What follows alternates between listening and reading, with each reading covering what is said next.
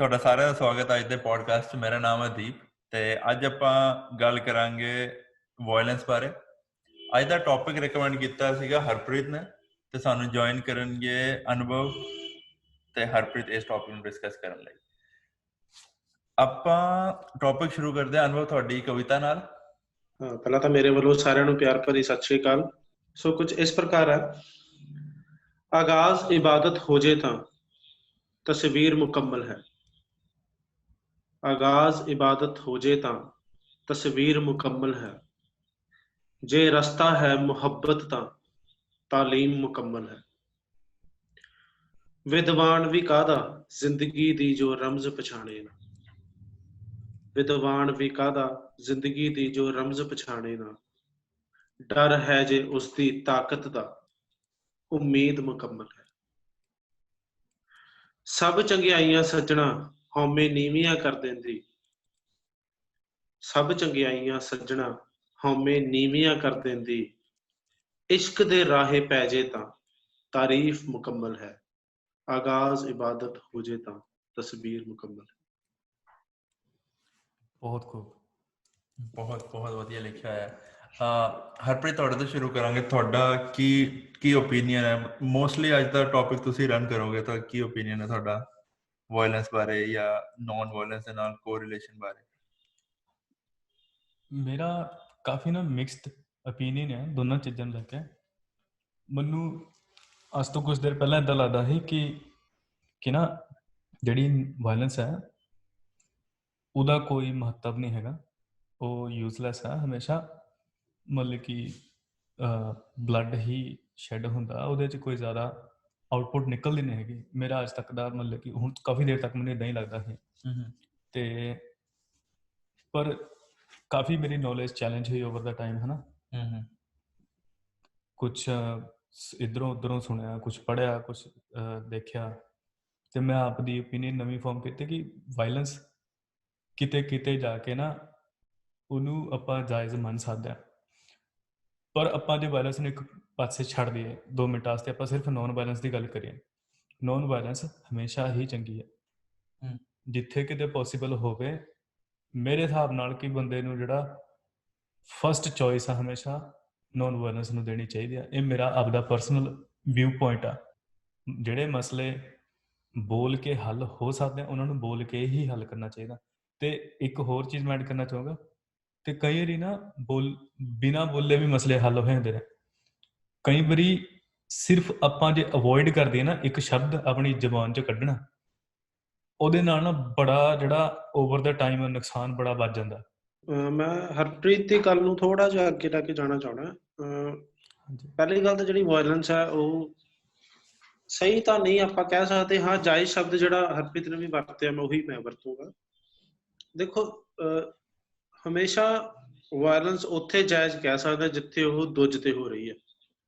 ਜਿੱਥੇ ਵਾਇਲੈਂਸ ਦੂਜੀ ਵਾਰੀ ਹੋ ਰਹੀ ਹੈ ਉੱਥੇ ਮੈਂ ਉਹਨੂੰ ਜਾਇਜ਼ ਕਹਿ ਸਕਦਾ, ਕਿਉਂਕਿ ਉਹ ਹੋ ਸਕਦਾ ਬਹੁਤ ਸਾਰੀ ਡੋਮੀਨੈਂਸ ਨੂੰ ਫੇਸ ਕਰਨ ਦਾ ਨਤੀਜਾ ਹੋਵੇ, ਬਹੁਤ ਸਾਰੀ ਪਰੇਸ਼ਾਨੀ ਨੂੰ ਝੱਲਣ ਦਾ ਨਤੀਜਾ ਹੋਵੇ, ਇੱਕ ਸਮੇਂ ਤੇ ਆਪਦੇ ਆਪ ਨੂੰ ਘੋਟਣ ਦਾ ਨਤੀਜਾ ਹੋਵੇ। ਪਰ ਜਿਹੜੀ ਪਹਿਲ ਤੇ ਵਾਇਲੈਂਸ ਹੈ ਉਸ ਨੂੰ ਮੈਂ ਜਾਇਜ਼ ਨਹੀਂ ਠਹਿਰਾਊਂਗਾ, ਕਿਉਂਕਿ ਉਹ ਮੇਰੇ ਹਿਸਾਬ ਨਾਲ ਜਾਂ ਮੇਰੀ ਸੋਚ ਮੁਤਾਬਕ ਉਹ ਡੋਮੀਨੈਂਸ ਤੋਂ ਜਨਮ ਲੈਂਦੀ ਹੈ। ਜਦੋਂ ਇੱਕ ਸੋਚ ਦੂਜੀ ਸੋਚ ਤੇ ਡੋਮੀਨੈਂਸ ਜ਼ਾਹਿਰ ਕਰਨਾ ਚਾਹੁੰਦੀ ਹੈ, ਆਪਦੇ ਆਪ ਨੂੰ ਸੁਪੀਰੀਅਰ ਸਾਬਤ ਕਰਨਾ ਚਾਹੁੰਦੀ ਹੈ, ਸੋਚਣਾ ਨਹੀਂ ਚਾਹੁੰਦੀ, ਸਮਝਣਾ ਨਹੀਂ ਚਾਹੁੰਦੀ, ਉੱਥੇ ਵਾਇਲੈਂਸ ਦਾ ਜਨਮ ਹੁੰਦਾ। ਤੇ ਉਹ ਜਾਇਜ਼ ਵੀ ਨਹੀਂ ਹੈ ਤੇ ਸਹੀ ਵੀ ਨਹੀਂ।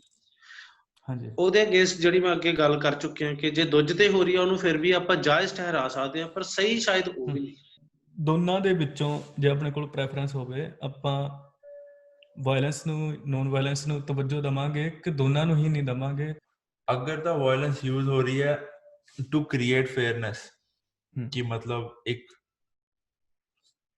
ਇਕੁਐਲਿਟੀ ਬਣਾਉਣ ਲਈ ਅਗਰ ਹੋ ਰਹੀ ਹੈ, ਅਗਰ ਗ੍ਰੇਟਰ ਗੁੱਡ ਲਈ ਹੋ ਰਹੀ ਹੈ ਵਾਇਲੈਂਸ, ਬਟ ਉਹ ਵੀ ਫਿਰ ਉਹ ਸਹੀ ਹੈ, ਬਟ ਉਹ ਜਾਇਜ਼ ਹੈ। ਉਹ ਡਿਪੈਂਡ ਕਰਦਾ ਕਿ ਕਿਸ ਲੈਵਲ ਤੱਕ ਹੋ ਰਹੀ ਹੈ, ਕਿੰਨੀ ਐਕਸਟ੍ਰੀਮਿਟੀ 'ਚ ਹੋ ਰਹੀ ਹੈ।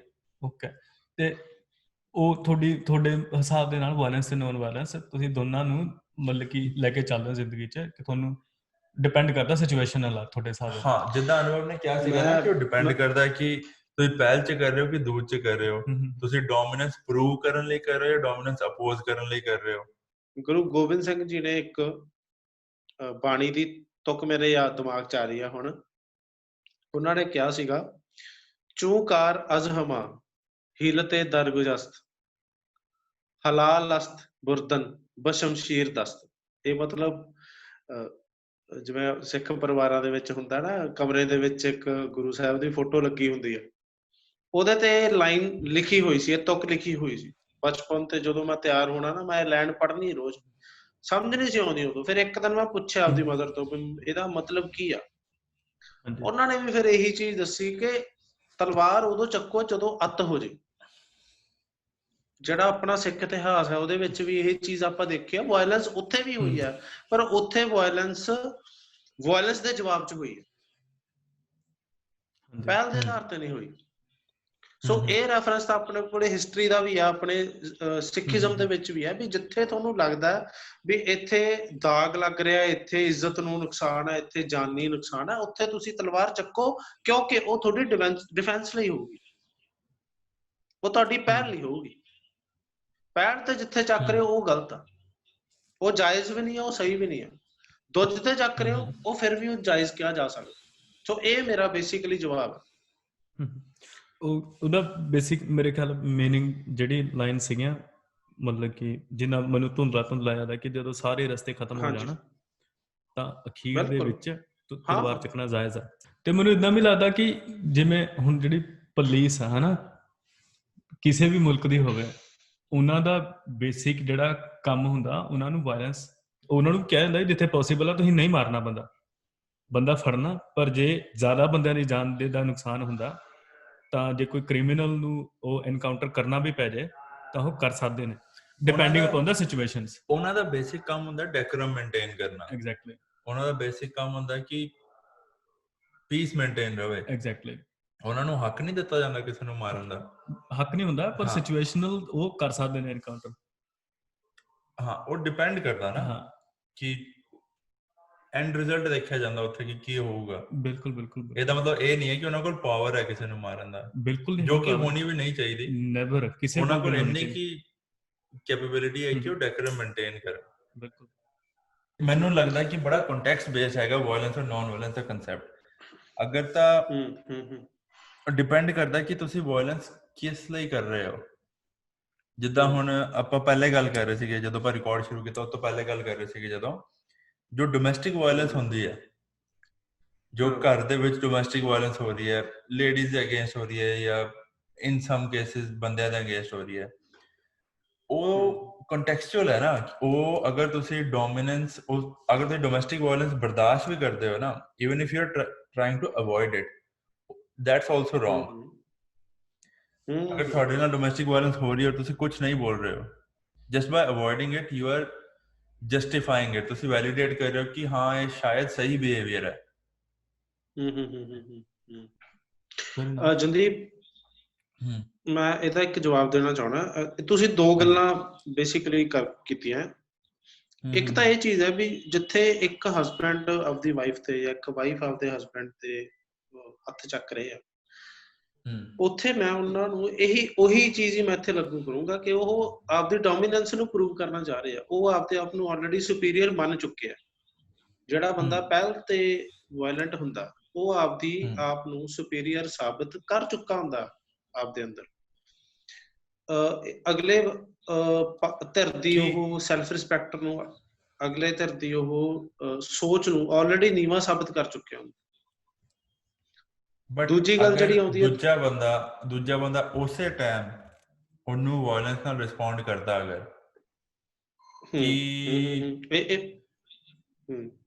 ਉਹਦੇ ਵਿੱਚ ਉਹ ਵਾਇਲੈਂਸ ਜਾਇਜ਼ ਹੈ ਜੋ ਡਿਫੈਂਸ ਚ। ਉਹੀ ਗੱਲ ਕਹੀ ਸੀ ਜਦੋਂ ਤੁਸੀਂ ਸਵਾਲ ਕੀਤਾ ਸੀਗਾ, ਮੈਂ ਇਸੇ ਗੱਲ ਦਾ ਜਵਾਬ ਦਿੱਤਾ ਸੀ। ਦੇਖੋ ਜੰਦੀਪ, ਇੱਕ ਬੰਦੇ ਨੇ ਜੇ ਸੱਟ ਖਾਧੀ ਆ ਕੌਨਸ਼ੀਅਸਲੀ, ਨੋਇੰਗਲੀ, ਜੇ ਮੈਂ ਤੁਹਾਨੂੰ ਨੋਇੰਗਲੀ ਹਰਟ ਕਰੂੰਗਾ, ਓਬਵੀਅਸਲੀ ਮੈਂ ਵਾਰੀ ਦਾ ਵੱਟਾ ਜਿਵੇਂ ਕਹਿੰਦੇ ਆ ਨਾ, every action has equal and opposite reaction, ਇਹ ਤਾਂ ਨਿਊਟਨ ਵੀ ਕਹਿ ਗਿਆ। ਮਤਲਬ ਕਹਿਣ ਦਾ ਇਹ ਹੈ ਕਿ ਦੇਖੋ ਰਿਸਪੌਂਸ ਆਊਗਾ, ਉਹ ਹੁਣ ਉਹ ਕਿਸ ਤਰੀਕੇ ਆਉਂਦਾ ਇਹ ਅਗਲੇ ਬੰਦੇ ਦੀ ਪੇਸ਼ੈਂਸ ਤੇ ਡਿਪੈਂਡ ਕਰਦਾ, ਅਗਲੇ ਬੰਦੇ ਦੇ ਸੁਭਾਅ ਤੇ ਵੀ ਡਿਪੈਂਡ ਕਰਦਾ ਕਿ ਉਹ ਗੱਲ ਨੂੰ ਕਿਵੇਂ ਲੈ ਰਿਹਾ। ਪਰ ਜਾਇਜ਼ ਆ ਜੋ ਤੁਸੀਂ ਪੁੱਛਣਾ ਚਾਹ ਰਹੇ ਹੋ, ਸਹੀ ਸ਼ਾਇਦ ਨਾ ਹੋਵੇ ਪਰ ਜਾਇਜ਼ ਆ। ਤੇ ਮੈਂ ਇਹਦੇ ਚ ਇੱਕ ਹੋਰ ਚੀਜ਼ ਐਡ ਕਰਨਾ ਚਾਹੁੰਦਾ। ਬੋਲੋ ਭਾਜੀ ਤੁਸੀਂ। ਇਹਦੇ ਚ ਨਾ ਇੱਕ ਹੋਰ ਵੇਰੀਏਬਲ ਆ, ਇਹਦੇ ਵਿੱਚ ਨਾ ਹਮੇਸ਼ਾ ਜਦੋਂ ਵਾਇਲੈਂਸ ਕਰਨ ਦੀ ਜਦੋਂ ਮਤਲਬ ਕਿ ਜ਼ਰੂਰਤ ਪੈਂਦੀ ਹੈ ਨਾ ਬੰਦੇ ਨੂੰ, ਮਤਲਬ ਕਿ ਮੈਨੂੰ ਲੱਗਦਾ ਕਿ ਉਸ ਟਾਈਮ ਨਾ ਕਿਤੇ ਜਾ ਕੇ ਗੱਲ ਆਉਂਦੀ ਹੈ ਕਿ ਆਪਣਾ ਜਿਹੜਾ ਲੀਗਲ ਸਿਸਟਮ ਆ ਨਾ ਉਹ ਕਿੰਨਾ ਕੁ ਜ਼ਿਆਦਾ ਸਟਰੋਂਗ ਆ। ਕਿਉਂਕਿ ਕਈ ਵਾਰੀ ਕੀ ਹੁੰਦਾ ਕਿ ਲੂਪ ਹੋਲਸ ਹੁੰਦੇ ਨੇ ਹਨਾ, ਤੇ ਕਈ ਵਾਰੀ ਨਾ ਮਤਲਬ ਕਿ ਸਿਸਟਮ ਇਦਾਂ ਦਾ ਬਣਾ ਦਿੱਤਾ ਜਾਂਦਾ, ਸਿਰਫ ਲੀਗਲ ਸਿਸਟਮ ਨਹੀਂ ਇਕਨੋਮਿਕਲ ਸਿਸਟਮ ਵੀ ਇਦਾਂ ਦਾ ਬਣਾ ਦਿੱਤਾ ਜਾਂਦਾ। ਸਪੋਜ਼ ਕਰੋ ਇੱਕ ਜਿਹੜੀ ਵਾਈਫ ਆ ਹਨਾ, ਉਹਦੀ ਕੋਈ ਨੌਕਰੀ ਵੀ ਨਹੀਂ ਹੈਗੀ ਜਾਂ ਇਦਾਂ ਦਾ, ਮਤਲਬ ਕਿ ਕੋਈ ਉਹਦੇ 1-2 ਜਵਾਕ ਹੈ ਤੇ ਹਸਬੈਂਡ ਤੇ ਟੋਟਲੀ ਡਿਪੈਂਡੈਂਟ ਹੈ, ਠੀਕ ਆ, ਜਾਂ ਅਦਰ ਵੇ ਅਰਾਊਂਡ ਵੀ ਲੈ ਕੇ ਚੱਲ ਸਕਦੇ ਹਾਂ ਆਪਾਂ, ਪਰ ਹਾਈਲੀ ਅਨਲਾਈਕਲੀ ਆ ਦੂਜਾ ਕੇਸ ਹੈਗਾ। ਹਾਈਲੀ ਅਨਲਾਈਕਲੀ ਤਾਂ ਨਹੀਂ ਹੈਗਾ ਪਰ ਰੇਅਰ ਹੈ। ਤੇ ਉਹਦੇ ਵਿੱਚ ਕੀ ਹੁੰਦਾ ਕਿ ਜੇ ਵਾਇਲੈਂਸ ਹੋ ਵੀ ਜਾਵੇ ਤਾਂ ਉਹਨੂੰ ਆਪਣੇ ਨਾ ਕੌਨਸੀਕੁਐਂਸਿਸ ਦੇ ਮੱਦੇ ਨਜ਼ਰ ਰੱਖ ਕੇ ਉਹਨੂੰ ਹੁੰਦਾ ਕਿ ਜੇ ਮੈਂ ਨਾ ਤਾਂ ਮੈਂ ਲੀਗਲ ਸਿਸਟਮ ਕੋਲ ਜਾ ਸਕਦੀ ਹਾਂ, ਠੀਕ ਆ, ਤੇ ਡਿਪੈਂਡ ਕਰਦਾ ਕਿਹੜੀ ਕੰਟਰੀ ਦੇ ਵਿੱਚ ਆ ਉਹ ਫੀਮੇਲ ਹੈ ਨਾ, ਇਹ ਟੋਟਲੀ ਵੇਰੀ ਹੁੰਦਾ। ਤੇ ਉਹਦੇ ਵਿੱਚ ਹੁੰਦਾ ਕਿ ਜੇ ਮੈਂ ਅਲੱਗ ਹੋ ਵੀ ਗਈ ਜਾਂ ਇਸ ਰਿਸ਼ਤੇ ਚੋਂ ਬਾਹਰ ਵੀ ਆ ਗਈ, ਮੈਂ ਆਪਣਾ ਸਰਵਾਈਵ ਕਿੱਦਾਂ ਕਰੂਗੀ, ਲੋਕ ਕੀ ਕਹਿਣਗੇ, ਸੋਸ਼ਲ ਪ੍ਰੈਸ਼ਰ ਵੀ ਹੈਗਾ ਨਾ, ਸੋਸ਼ਲ ਪ੍ਰੈਸ਼ਰ, ਇਸੇ ਚੀਜ਼ ਸੋਸ਼ਲ ਬੈਰੀਅਰ ਮੈਂ ਇੱਕ ਇਹ ਚ ਐਡ ਕਰਨਾ ਚਾਹੁੰਦਾ ਸੀਗਾ, ਜਿਹੜਾ ਸਭ ਤੋਂ ਵੱਡਾ ਬੈਰੀਅਰ ਹੈ ਨਾ ਇੰਡੀਅਨ ਕਲਚਰ ਦੇ ਵਿੱਚ, ਉਹ ਸੋਸ਼ਲ ਬੈਰੀਅਰ ਹੈ। ਇਕਨੋਮਿਕਲ ਬੈਰੀਅਰ ਵੀ ਬਾਅਦ ਚ ਆਉਂਦਾ, ਲੀਗਲ ਬੈਰੀਅਰ ਵੀ ਬਾਅਦ ਚ ਆਉਂਦਾ।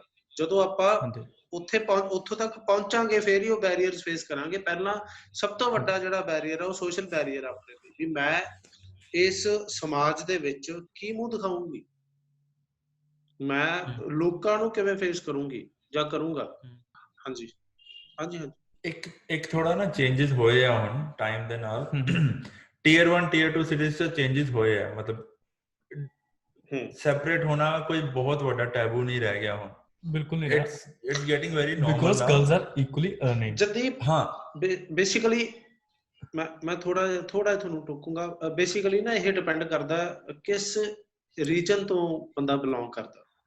ਉਹੀ ਕਹਿ ਰਿਹਾ, ਟੀਅਰ 1 ਟੀਅਰ 2 ਸਿਟੀਜ਼ ਨੇ ਜਿਹੜੀ ਕੁੜੀਆਂ ਇੰਡੀਪੈਂਡੈਂਟ ਹੈ ਨਾ, ਮੈਂ ਉਹੀ ਕਹਿ ਰਿਹਾ ਮੈਜੋਰਿਟੀ ਹੈ ਨਾ, ਜਿਹੜੀ ਮੈਜੋਰਿਟੀ ਆ ਉੱਥੇ ਹਜੇ ਵੀ ਲੇਡੀਜ਼ ਹੈ ਜਿਹੜੀਆਂ ਉਹ ਇਕਨੋਮਿਕਲੀ ਇੰਡੀਪੈਂਡੈਂਟ ਨਹੀਂ ਹੋ ਸਕੀਆਂ। ਉਹ ਹਜੇ ਆਪਦੇ ਪੇਰੈਂਟਸ ਦੇ, ਆਪਦੇ ਹਸਬੈਂਡ ਦੀ ਡੋਮੀਨੈਂਸ ਤੋਂ ਜਾਂ ਇਨਫਲੂਐਂਸ ਤੋਂ ਬਾਹਰ ਨਹੀਂ ਨਿਕਲ ਸਕੀ, ਜਾਂ ਉਹਨਾਂ ਨੂੰ ਨਿਕਲਣ ਦਿੱਤਾ ਨਹੀਂ ਜਾ ਰਿਹਾ। ਜਿੱਥੇ ਇੱਕ ਲੇਡੀ ਇਕਨੋਮਿਕਲ ਇੰਡੀਪੈਂਡੈਂਟ ਹੋਊਗੀ, ਉਹ ਉੱਥੇ ਉਹ ਫਿਰ ਵੀ ਸੋਚ ਸਕਦੀ ਆ ਕਿ ਮੈਂ ਕਿਸੇ ਤੇ ਡਿਪੈਂਡੈਂਟ ਨਹੀਂ ਆ, ਮੈਂ ਕਰ ਸਕਦੀ ਹਾਂ, ਮੈਂ ਆਪਣੀ ਸੋਚ ਮੁਤਾਬਿਕ ਚੱਲ ਸਕਦੀ ਹਾਂ, ਮੈਂ ਇਹ ਚੀਜ਼। ਹਾਂ ਮੈਂ ਉਹੀ ਫਿਰ ਵੀ ਕਿਤੇ ਨਾ ਕਿਤੇ ਉਹ ਸੋਸ਼ਲ ਪ੍ਰੈਸ਼ਰ ਨੂੰ ਕਰ ਜੂਗੀ, ਜੇ ਪਾਣੀ ਉੱਤੋਂ ਦੀ ਲੰਘ ਗਿਆ ਉਹਦੇ ਕੋਲ ਆਪਸ਼ਨ ਇੱਕ ਹੋਊਗੀ। ਪਰ ਜੇ ਹੁਣ ਜਿਵੇਂ ਜਿੰਨਾ ਸ਼ਹਿਰਾਂ 'ਚ ਅਸੀਂ ਰਹਿ ਰਹੇ ਹਾਂ ਜਾਂ ਜੋ ਮੈਂ ਦੇਖ ਰਿਹਾ, ਮੈਂ ਇਸੇ ਕਰਕੇ ਇੱਕਦਮ ਵਿੱਚ ਟੋਕਿਆ ਕਿਉਂਕਿ ਮੈਂ ਜੋ ਮਾਹੌਲ ਦੇਖ ਰਿਹਾ ਜਾਂ ਮੈਂ ਜਿਸ ਏਰੀਆ ਰੀਜਨ ਦੇ ਵਿੱਚ ਰਹਿ ਰਿਹਾ ਉਹਦੇ ਆਸ-ਪਾਸ ਦੀ ਵੀ ਜੇ ਮੈਂ ਗੱਲ ਕਰਾਂ ਤਾਂ ਉੱਥੇ ਇਹ ਚੀਜ਼ ਬਹੁਤ ਹਜੇ ਘੱਟੋ ਘੱਟ 50 ਸਾਲ ਲੱਗ ਜਾਣਗੇ ਉੱਥੇ ਇਹ ਚੀਜ਼ ਆਉਣ ਨੂੰ। ਹਾਂਜੀ, ਆਪਾਂ ਟੌਪਿਕ ਰੈਪ ਅਪ ਕਰਦੇ ਹਾਂ। ਜੋ ਬੇਸਿਕ ਆਊਟਕਮ ਅੱਜ ਦੇ ਟੌਪਿਕ ਤੋਂ ਕੀ ਲੱਗਿਆ ਤੁਹਾਨੂੰ? ਅਨੁਭਵ ਕੀ ਬੋਲਣਾ ਚਾਹੋਗੇ? ਜਿੰਨੀ ਦੇਰ ਤੱਕ ਤੁਸੀਂ ਆਪਦੇ ਆਪ ਨੂੰ ਨੀਵਾਂ ਸਮਝਦੇ ਹੋ, ਨੀਵਾਂ ਮਤਲਬ ਮਾੜੇ ਸੈਂਸ ਵਿੱਚ ਵੀ ਨਹੀਂ, ਕਿ ਜਿਵੇਂ ਗੁਰੂ ਸਾਹਿਬ ਨੇ ਕਿਹਾ ਨਾ, ਨਾਨਕ ਨੀਵਾਂ ਜੋ ਚੱਲੇ ਲੱਗੇ ਨਾ ਤਾਤੀ ਵਾਓ, ਓਦਾਂ ਨੀਵਾਂ ਨਿਮਰ ਹੋ ਕੇ ਚੱਲਦੇ ਹੋ। ਉਨੀ ਦੇਰ ਤੱਕ ਤੁਸੀਂ ਸੋਚਦੇ ਹੋ, ਤੁਸੀਂ ਸਮਝਦੇ ਹੋ।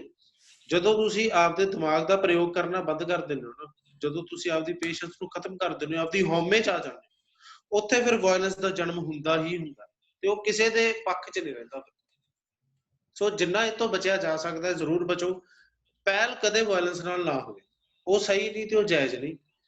ਮੈਂ ਇਹ ਕਹਿਣਾ ਚਾਹੂੰਗਾ ਕਿ ਨਾ ਜਿਹੜੀ ਤਾਂ ਨੌਨ ਵਾਇਲੈਂਸ ਹੈ ਉਹ ਤਾਂ ਹਮੇਸ਼ਾ ਹੀ ਸਹੀ ਆ, ਉਹਦੇ 'ਚ ਤਾਂ ਕੋਈ ਦੋ ਰਾਏ ਨਹੀਂ ਹੈਗੀ ਮੇਰੇ ਅਕੋਰਡਿੰਗ। ਨੌਨ ਵਾਇਲੈਂਸ ਅਨਲੈਸ ਕਿ ਬੰਦਾ ਡੋਮੀਨੇਟ ਹੋ ਰਿਹਾ ਕਿਸੇ ਤੋਂ, ਉਹ ਗਲਤ ਆ। ਤੇ ਇਹਦੇ ਵਿੱਚ ਮੈਨੂੰ ਲੱਗਦਾ ਕਿ ਨਾ ਜਿਹੜੀ ਵਾਇਲੈਂਸ ਹੈ ਉਹਦੇ 'ਚ ਮੈਂ ਇਹ ਚੀਜ਼ ਕਹਿਣਾ ਚਾਹੂੰਗਾ ਨਾ, ਵਾਇਲੈਂਸ ਸਿਚੁਏਸ਼ਨਸ ਦੇ ਵਿੱਚ ਬਿਲਕੁਲ ਜਾਇਜ਼ ਦੇ ਕਹਿ ਸਕਦੇ ਹਾਂ ਆਪਾਂ।